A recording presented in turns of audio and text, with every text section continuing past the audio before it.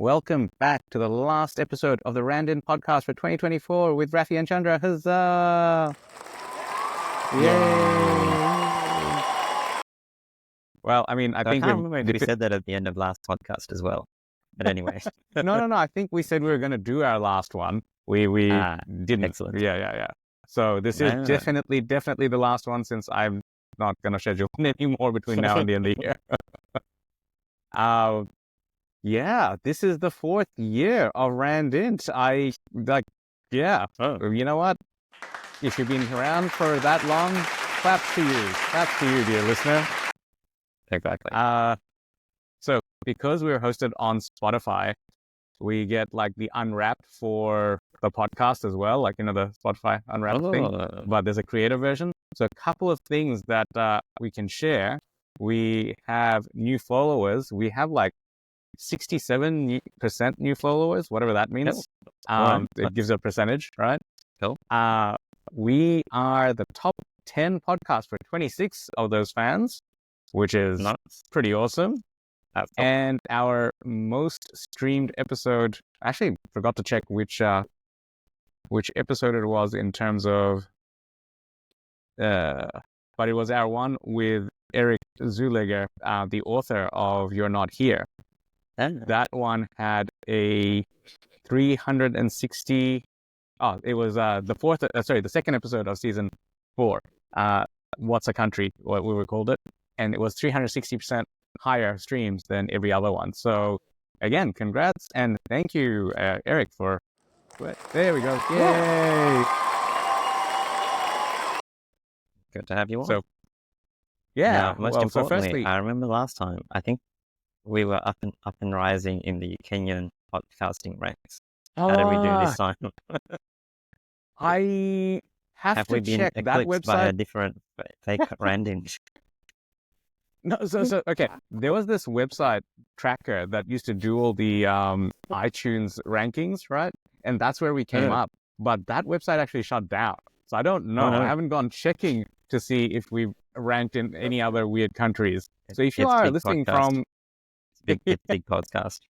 One of the other things was we've actually been streamed at 11 different countries this year, so that's something too.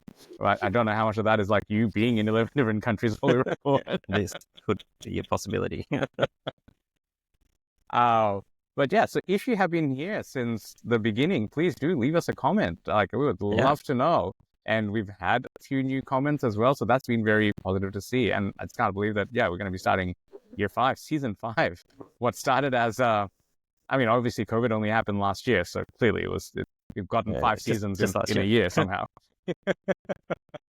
Just yesterday, right? Yeah. So if you do have comments, any sort of criticisms or any suggestions for future guests, please let us know. I think podcast that works, and or you can just leave us a comment on Spotify or wherever you're seeing this. We do check for reviews, so Apple Podcasts and whatnot. Please do leave us a review and any comments there too. We'll be watching. I can't believe it's the end of 2024. No, it has ticked long. Ticked. I feel like we just were doing this like 2 months ago, and there was so much coming up, and now it's all been and gone. It's ridiculous.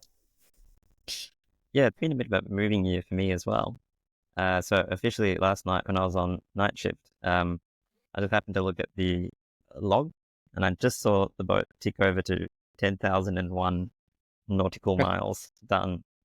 So it's an old boat, so you're going to have to get a new one. No, it's a well-loved boat and well set up now. But, So when are you getting the new one? I'm not doing the Russian billionaire thing of, while you're launching your new boat, you're having the next one built. Why not? Are you poor? Unfortunately, yes. Just one boat? Don't you need to have a support boat now? Like, isn't that how you're meant to roll? Well, there's a dinghy. There is a dinghy that doesn't count. Man, considering it's been how many upgrades you've done, go year as well. So even on the sailing front, it's been this year's been a bit more. This was supposed to be, I think, the year of like, yes, semi-retired, slow down life. Really kind of hasn't worked out that way this year. Semi-retired. Yeah, didn't really Yes. work. I Yeah. tried, it failed. I'll try again soon. Oh, So moving the boat's been quite a bit of moving because basically going from Greece to Sardinia to Gibraltar, Canaries, Lanzarote, or Canaries, Cape Verde, crossing the Atlantic, and then I realized in a few months, and I'll be going from the Bahamas up to the east coast of the US as well, up into the Chesapeake Bay. So quite a bit of boat movement this year. what do you mean? It's just around the corner. Yeah, It's literally, it was like you it go to is, this yeah, island if and you you just go follow around the the corner. you follow the Earth's curvature, it is just around the corner. It's just a 5-minute walk, you know? Now you So- understand. Now so- you understand my walks. But then also on the work front, it's kind of like the ice grab stuff has taken off and Yeah. is now using up a fair bit of time as well. So that was interesting. Started off on the boat with someone going, "Hey, check out this language model stuff," and that was literally about a year ago. And then from there to now we have like 20, 25 full-time employees. working on it. 26. 26, right? There we go. Wait. I Like lost as track. in, you don't have I don't have, hang on. I can, so there is the official iScribe calendar, which got done for the end of the year gift, which is getting mailed out right now. And there is a contact sheet. What is it? 1, 2, 7 by 4, 28 people on the back of the thing. Oh, there you go. Yeah, they're not obviously all like I'm in there and like Paul and other people. So it's not all directly employees, but there's 28 people that are fairly well associated with the product. There we go. It has grown like a weed. Yeah. So, semi-retirement hasn't worked. Whoops. Well, I mean, that's a pretty big win though, right? Like as in you wanted to play the startup game. So I did.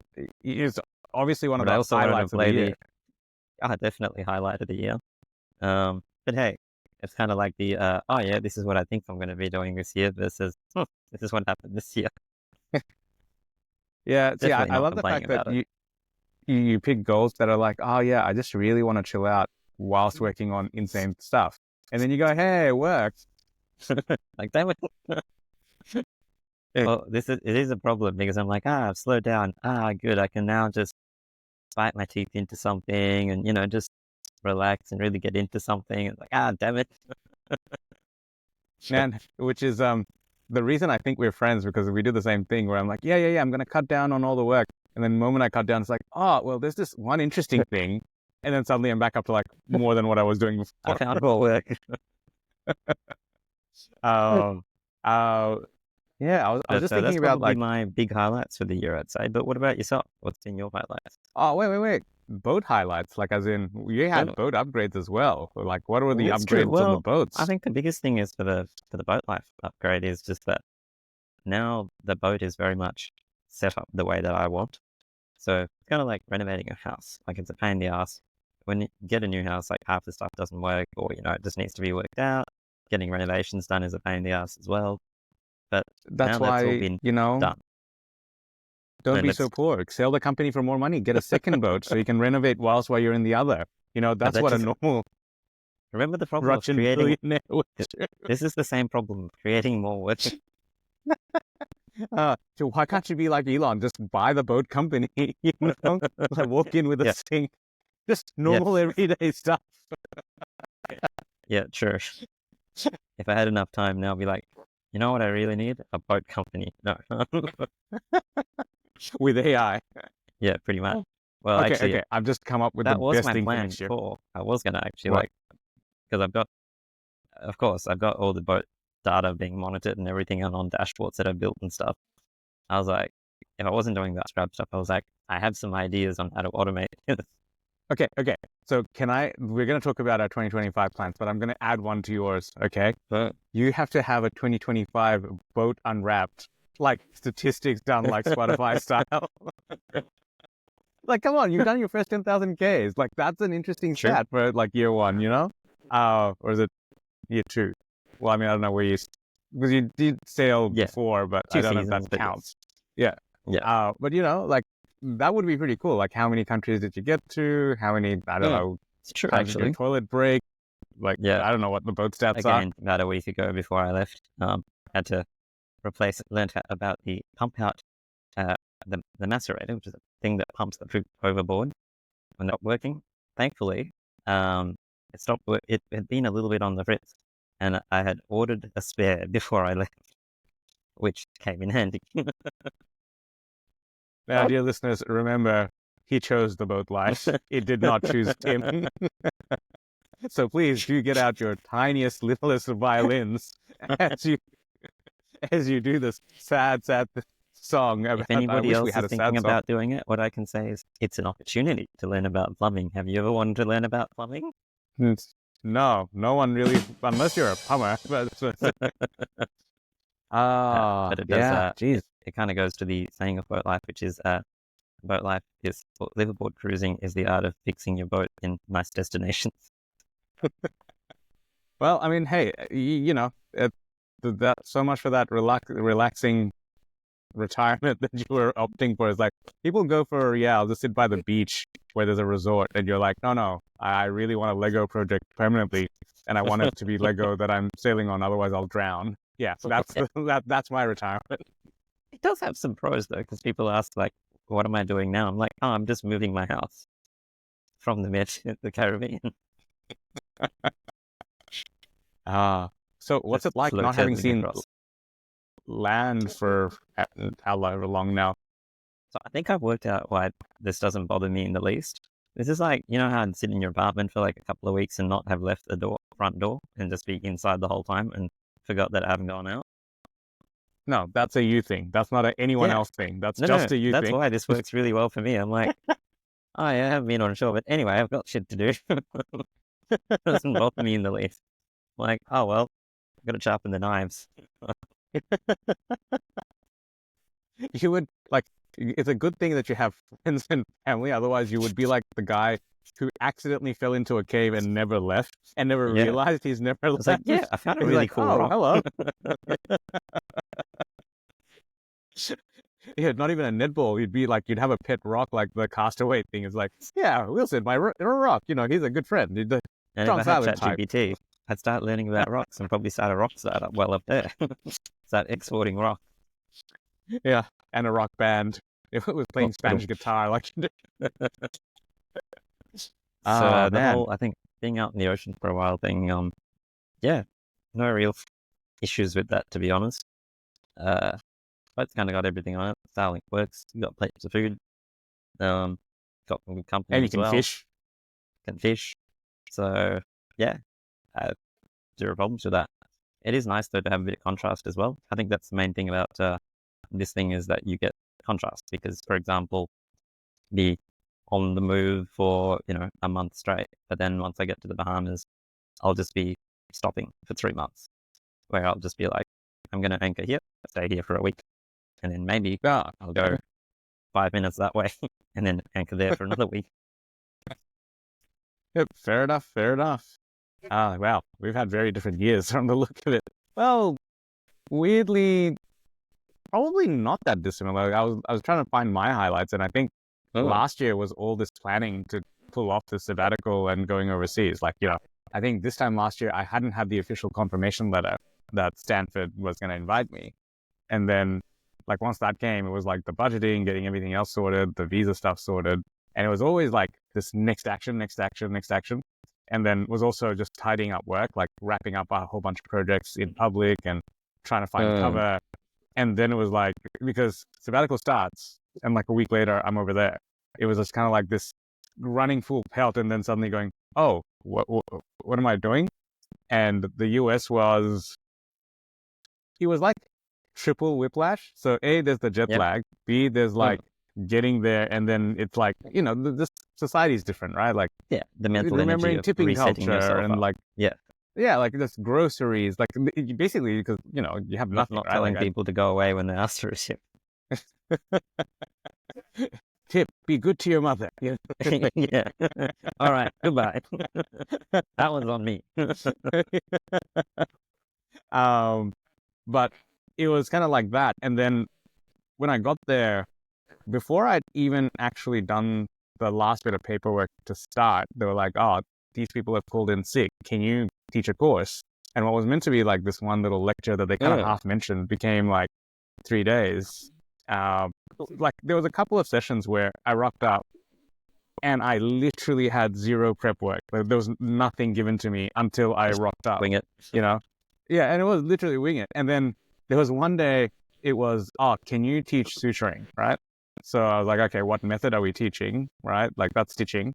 So I do it one way. Any I was like, and listening, can you imagine? Yes, exactly. Yeah, exactly. The anesthetist is teaching how to suture. Yeah, so they wanted to do hand ties. Like, I don't do hand ties, but anyway, it's like, you know, it was This would be like getting the surgeon to teach Sudoku tactics or something. Like, why? It's because, okay, we're multi-skilled at Sudokuing and doing hand ties. But anyway, so I learned it one thing, then rocked up on the day. They're like, no, we're teaching something else. Then I was like, okay, cool. I'm going to go to the bathroom before we start, right? And I came back and was suddenly, can you teach resuscitation instead? And I'm like, okay, I'm sure there's going to be slight differences. So I was looking up their book because they call lignocaine, lidocaine. There's like little differences, right? I was like, you know, they don't need to know Australian version. They need to know the US version. Let me just look it up. And by the time I finished looking it up, I was back to teaching suturing, not the way that I'd practice, just the way I normally do it. And I'm like, the hell? Like, I could have just not done any prep work. We would have ended here. But it was, but it was kind of like chaotic. Like it was just on the fly because they were just trying to patch, like, because I was the spare person. So I was the sick leave cover for anything, right? And then they were like, oh, you're teaching diabetes, which I was ironic because, you know, the wife's an endocrinologist. And then they're like, oh, we decided to make it more interactive by actually having a little skit. So we're going to have two people, then one's going to pretend to be a patient and have a seizure and this, that. I'm like, like, this happens in 5 minutes. And this is when you're, okay, so I have slides, but now we have a skit to do beforehand. But of course. Yeah, which, I mean, it all went off really well, but I, like, then on the last day, I kind of, like, so it finished, and there was, like, a bit of a pause because they were doing their wrap-up things, and, like, you know, it was fairly intensive for the organizing crowd, and so they didn't really have anything scheduled for me. I didn't, like, I just felt like I landed and got hit with a sledgehammer, and there was, like, this little bit of a gap where nothing happened. I was just doing, like, paperwork and emails and just stuff, and then the actual sabbatical started, so, yeah, like, it was weird in that it was a lot of change that was very compressed. And I kind of, like, it's weird to say because it kind of went up without a hitch, but I kind of have that as a highlight because there was, like, a lot of moving pieces. And I almost don't think I realized how, not on edge, it's not like a bad thing, but it was like holding a lot of different things, like juggling a lot of things simultaneously to pull it off. And like looking back, I'm like, damn, that was actually like, you know, every so often I'll be searching for an email and something about that will come up. And I'm like, oh yeah, I had to do this. And then that led to this and that led to, like, it was like this chain of things had to work together for it to all snap together and work and be the 3 months that it was, which I really enjoyed. So I was like, damn, like in retrospect, that was a lot harder. Like it wasn't super hard, but it was like a lot of moving pieces to coordinate to pull it off. And yeah, that was one of my big highlights. It is kind of thing, you know, like when you work hard for something, then you appreciate it as well. Yeah. Like as in building up to it, I just actually didn't see it as a lot of work. That's the weird thing. It's just in retrospect, I'm like, damn, that was actually, that took up a lot of like time, like, or mental space at the very least, there was which some I brain didn't usage. quite. Yeah. But the other thing that actually was good about it is that because I was physically away from Melbourne, all the sort of social obligations, work obligations, other stuff kind of stopped. So for the first time since final year, like Nepal, like that was in final year of medical school, I went to Nepal for an elective, and over there, like the power just goes out. There's rolling blackouts, and there's literally nothing you can do. Like the entire neighborhood, the power will just go out. Everyone has no power. So you get a candle, you get just have to run your Starlink off the battery then. Yeah. You just get onto a cycle, like you get onto a Peloton and you just pedal as hard as you can. If you pedal really hard, you get Starlink and your screen turning on. But, you know, that was like, I mean, you visited, right? Like, it's like, you know, power goes out, you've got candlelight, so you just get packets of cards, your friends, and you just play cards because that's all you can do, right?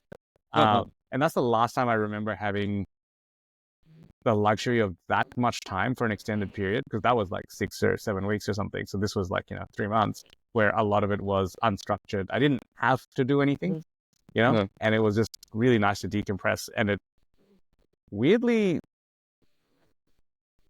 like, I think we've had this chat many times. It's like, oh yeah, work-life balance, da, da, da.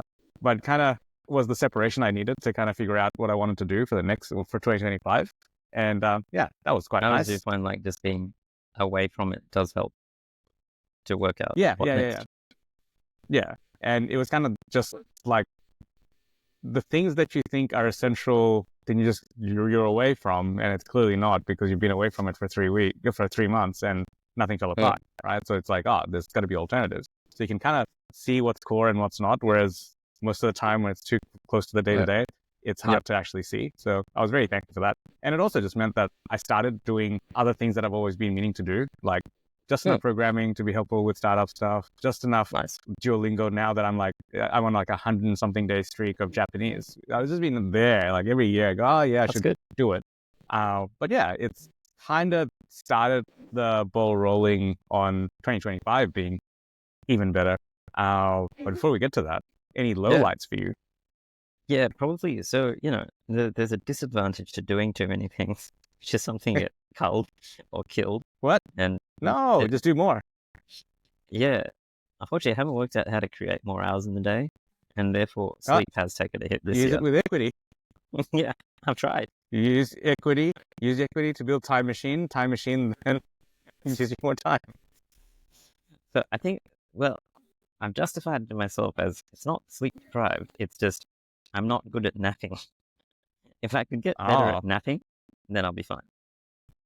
But I think what I've worked out is from a time zone and working on startup across different time zone perspective, learning to nap is going to be something that I need to do better. And so sleep has kind of taken a hit because I don't really get that many opportunities for a big chunk of time to sleep now.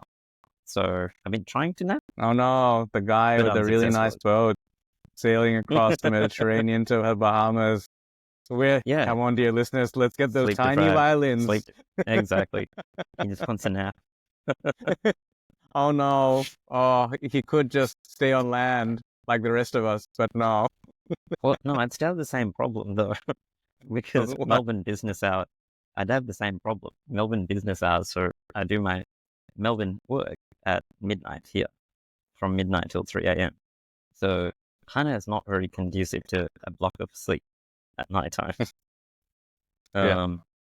So I was like, I remember before, like we experimented with the whole sleep cycle stuff.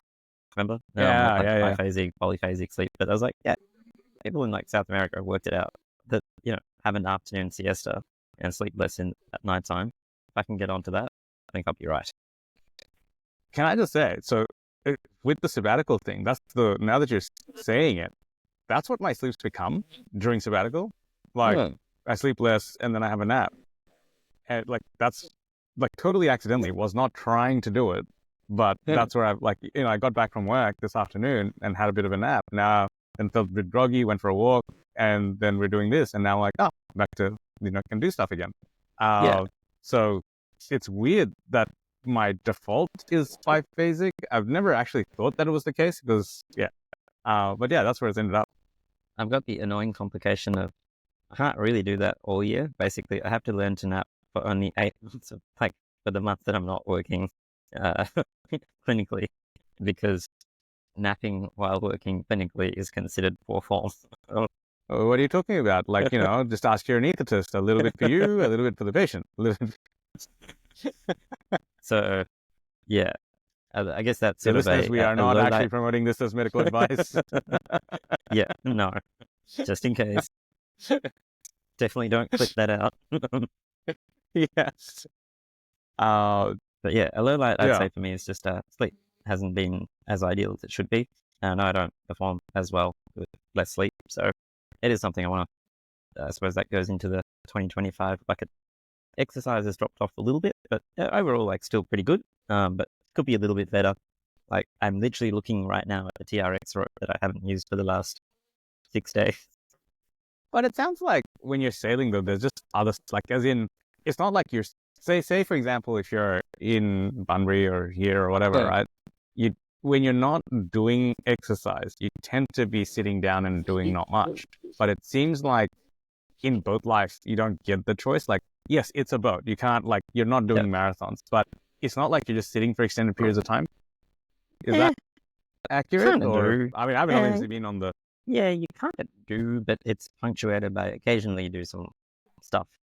Like you change the sails twice a day or something like that. There's always something to do. You're not sitting for 12 hours a day. And when you are Which is walking around, your problem, might I remind you? That's true. like your entire reason for exercise is that's what you do. Me? No. Even walking sometimes is a bit of an effort though, because you have to like not fall over in certain seas. So Yeah, but it's only the sea. It's like, just like the sea just behind you. Someone will, most of the time it's fine. Occasionally, if you are watching the YouTube, you might see a sea pop up and down as the boat goes side to side in the background. Well, Let's see. Yeah. I mean, it's blurry, but yes. You can see the level going up and down. Yes, it's great for not making you feel seasick. So, dear listeners, just listen. Don't look. Yeah, problem solved. Pointing up, now you can't see it. So yeah, probably overall, those are the two main things I think for me to work on. As the low lights. What about yourself? Yes. How are you finding? What do you think could have been improved?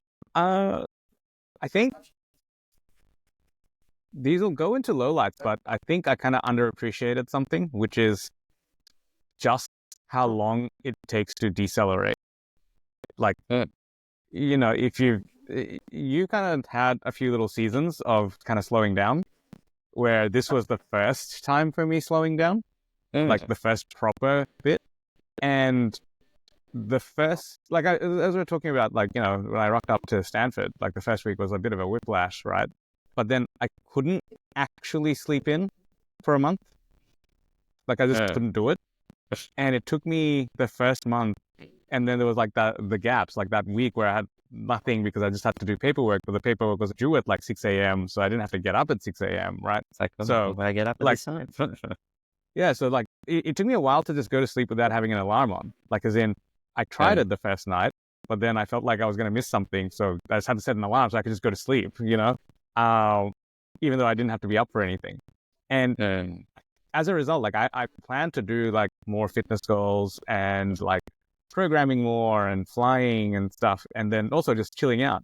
But I gave myself like a couple of weeks to chill out and get into the groove of it. And I didn't realize it was going to take so long. So I didn't actually hit the fitness goals per se, but at the same time, it's one of those weird lowlights where it's like, well, I actually moved the needle much more sustainably. Like now I'm running basically every day, which I haven't done for years and years and years. Like this week I'm taking a break because literally it got to the point where like my knees are getting sore and they're like, okay, like I'm actually overdoing it. I should actually just take a week off just to give the joints a bit of a break. I have gone from nothing to fairly full pelt in a short period of time. And like the programming stuff, I feel like now it's like the third time of restarting it, which means that things are like I'm catching it on faster.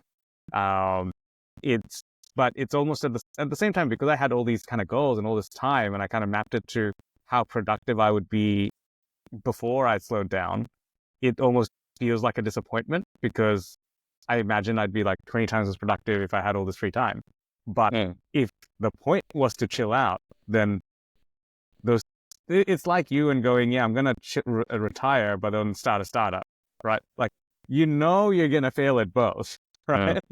Right? Like, you can't do both because you will definitely, like, they're diametrically opposite. So in a way, this is what I mean by like our years are weirdly not the same, but similar in like themes. So it was kind of like, I wanted to chill out, but then also do this other stuff. Like I couldn't have done both. Like they're diametrically opposite. And it took me a little while to realize it. It still feels like a loss because I set the goal wrong and I didn't hit the goal. And I think I'm not sure about you. Like I always still feel like I didn't do, like I lost if I didn't hit a goal, even if it made no sense. I think it works well for me because I try to avoid setting those kind of goals. Yeah, mine was general, but I just kind of, but like in a way, I'm glad it's turned out this way because I can kind of now see like a whole bunch of these other goals that I've set that are similar that I'm like, I can't actually do these two things in a pairing. Like I can do it in this like separate arcs, if you like, but I can't do them together because they are pulling diametrically oppositely. Like in the past, it'd be like, oh, I want to work really hard and sleep and exercise. I'm like, well, no, like there's just, right? Like, as in, like you can't do it, right? And so that actually is a nice segue to 2025 plans and how I'm thinking about it. And this is something I borrowed. I've been thinking about this for a while, but I saw it best put by a guy called Ali Abdal, who's another doctor from the NHS who's left and now just does productivity things on YouTube. And he does a thing called quarterly quests. So instead of, so his thing is all like, hey, keep whatever the goals are in mind. So have like a quarterly sort of aim and then review it every week and then check it every morning, so that you can kind of keep it in the top of your head. Just so that, you know, it's fresh. You don't sit there and you go, oh, what's the, like, why am I doing all this? It keeps the motivation fresh in your head. And so my thing was like, oh, I actually want to do 3 arcs, but, you know, quarterly quest just fits better with the seasons and everything else. So I wanted to like the idea of quarterly quests. Yeah. So I'm going to have like my big themes, which is like the Benjamin Franklin thing of like, you know, healthy, wealthy, wise. And have like a yearly goal, but I'm going to chunk it into like focus areas, right? And what I'm going to do for the first half of 2025 is, because this will be the first time I'm going back into my normal work schedule. Like I've been on like half duties ever since I got back. So I was like, instead of trying to do all the goals at once, I'm going to take the first quarter to just ease into a new schedule that's sustainable, that I can do stuff. It'll have elements of health. It'll have all the other elements, but that's not the focus. The focus is just to have the work schedule like locked in, that, and not to say yes to any more than what's already agreed to right now, right? Like I have a hard time saying no, so it's actually a thing to do, right? And then once I lock that in, so the second so April till July will be just to build up health habits. So that'll have more of like do more personal training, do like figure out whatever the routine is going to be for health, because that's the thing that's always kind of stuck. And once I've got those two, that'll then give me like an idea of what the rough spare time I have for projects is. Like, not just I have time, therefore I'll just fill it with crap. It's just like I have time and I want to do 1 or 2 other productive things, right?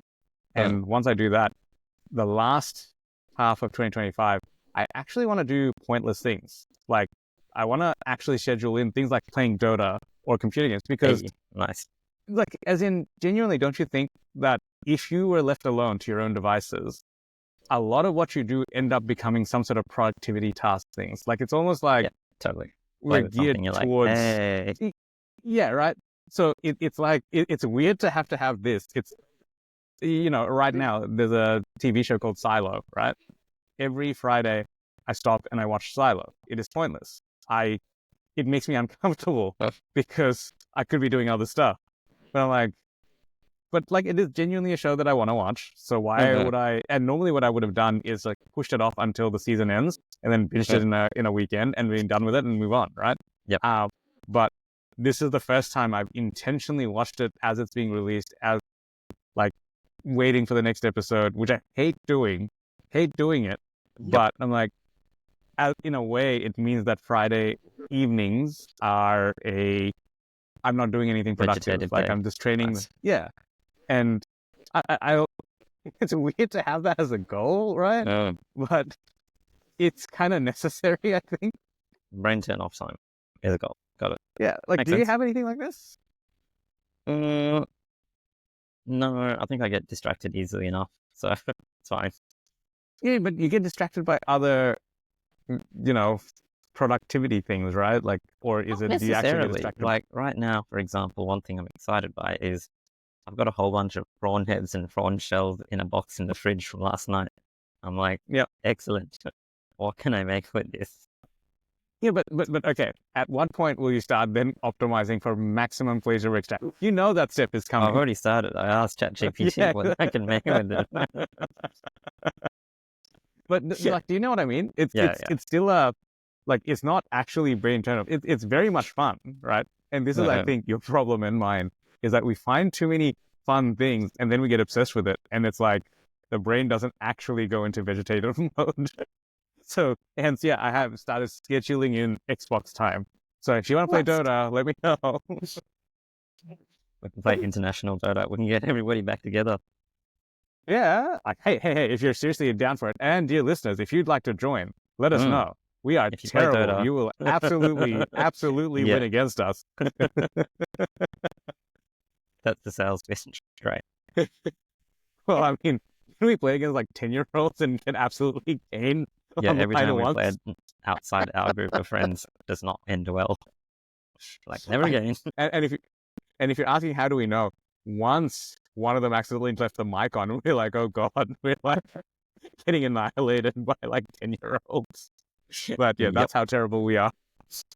What about you? What's your 2025 for me, plans? I think one thing that's sort of fallen by the wayside, like I said, just sort of get back to a bit of sleep focus and trying to sort that out. No more startups. So one more? No more. One more. And Okay, the other thing I've kind of noticed is, like, I suppose at a high level, is to the regular reviews that I used to do have dropped off a bit, and that's something that I wouldn't mind restarting again. I found them in previous years was helpful to stop, sit back, and have a look, but more often every month I used to sort of have a bit of a look through to go, oh yeah, what were those things that I wanted to try to do, and do them. Like, one of the other things that I'd like to do a bit more this upcoming year is around the podcast, actually. And podcast and storytelling go hand in hand for me, because that was the original intention of the podcast. Was like, hey, let's get good at storytelling. Yes, dear listeners, whilst we were having Uber Eats and I pulled it out, we had to figure out our reason. Like, it couldn't just be us having a chat. Productivity. It had to have an output. Can't pay for Uber Eats for no reason, please. You can see why we need to schedule in a computer game or do something totally useless time. Exactly. But yeah, okay, so that's can I make a suggestion? For me? Because we used to do like the monthly reviews, right? Yeah. Do you want to do those again with a little asterisk? We do that for half the time, and then if any listeners want to join in for the second half, like if you want to join us for like a more of a chat / accountability thing, let us know. We'll try and sort out a meeting. That'd be interesting. Because then we can, like, if you've got any stories you'd like to share to the podcast, or jump on the podcast with us, we can do that too. Because generally speaking, we should do it before recording one of these sessions. So yeah, that'd be interesting. I'd be up for that. Yeah, I'd actually come. Alrighty. With that, just before we wrap up, we need to obviously finish on a random fact. So, of course. Yeah, yours. Let's start with yours. So, of course, sticking with the nautical theme, right now I'm in the middle of the Atlantic Ocean, halfway between Africa and the Caribbean. And I've learned that there's a sea called the Sargasso Sea, which is kind of like off to the right from North America. And it's the only sea which has no land border. So it's actually defined by 4 currents that go around it. So the Gulf Stream, I can't remember the other currents, but there's 4 ocean currents that sort of map out the border of this sea. And it's known That's nuts. And the only reason kind of wow. Yeah. Yeah, it's like over there. And so there's no actual land border to that sea. But it has a definition as well because of the currents, which are very predictable. And right now where I am, basically there's like this seaweed that kind of just floats around. And that particular area is known to have lots of that seaweed stuff. And apparently then you get lots of sea life as well, because there's grass, stuff to eat. Oh, yeah. So hang on, is this place, this is looking very close to the Bermuda Triangle. Is it near the Bermuda Triangle? Yeah, that region. Oh, there you go. So if you get abducted by UFOs, we'll know where you roughly were. Yeah, exactly. And you'll know I have a good meal. I'll be fishing and catching lots of seaweed. Vegetarian. Dear listeners, don't be concerned, because if he does get abducted by aliens, once he mixes his sardines, bananas, and AG1 powder, I'm pretty sure the aliens will be like, we're just going to return this one. We don't know. He seems to be he seems to be faulty. It's broken. Speaking of which, We my left him sardine alone. tins We are thought he'd nicely go conserved. crazy. I can I've got just a good imagine it's supply like, on we'll, board. can you imagine aliens and news? Like, we'll lock him up, we'll drive him crazy, and after like 16 days, like, he's never left. He's not even tried. He just sits there. It's like, I think he's trying to build a satellite dish. I think he's definitely faulty. Yeah. Um, So that is my random fact. okay. A sea that has no Nice. land border, the Sargasso Sea. That's pretty cool. I didn't know that existed. Yeah. Well, my one, since it's coming to the end of the year, is did you know that the very first New Year celebration happened 4,000 years ago in ancient Mesopotamia? Hang on, where was it? I just had it before. 2000 BC. Yeah. And it was how do we know called about this? Akitu, which wasn't quite New Year's, but it was the first new moon of spring. So like after harvest season, like so signify harvest season. Let me find the definition. Babylonians celebrated the new year called Akitu on the first new moon after the spring equinox. So it was actually in late March that this happened. So there you go. We're about to do something that's been celebrated for 4,000 years, which, like how many civilizations have come and gone in that time? But we decided that there's this thing to celebrate, and now we've added fireworks to the mix. So it should continue. Wonder if they had fireworks back then too. No, that was Chinese civilization, right? Like gunpowder? Yeah, I think so. Yeah. Yeah, so gunpowder would have been later than that. That's I think AD territory. I mean, should have I'm had sure they would have been at least a fire good human and then sacrifice or works. something. Yeah, I mean, the old favorites. like the general happy things in life. Yeah. The usual celebratory things people do. With that, dear listeners, I hope you have we both hope you have a great festive period. And we're going to take a couple of weeks break Chandra doesn't need to drown, I suppose. He needs to get abducted and be released by the aliens. Then we can record another episode. Got time to help try to efficientize this alien spaceship. And yes, we will catch you in the new year. And hopefully Chandra spends more time on the boat, because we at least seem to record podcasts a lot more reliably when that happens. The internet's even better too. Oh, dear Lord, yes. Like the number of times the Bunbury internet was so shockingly bad. Can you just get Starlink over there? Like, genuinely, it was terrible. I think I might have to. And with that, we hope you have a great festive period, and bye-byes. Anything from you? No, enjoy, and I'll see everybody next year. Yeah, see you in 2025.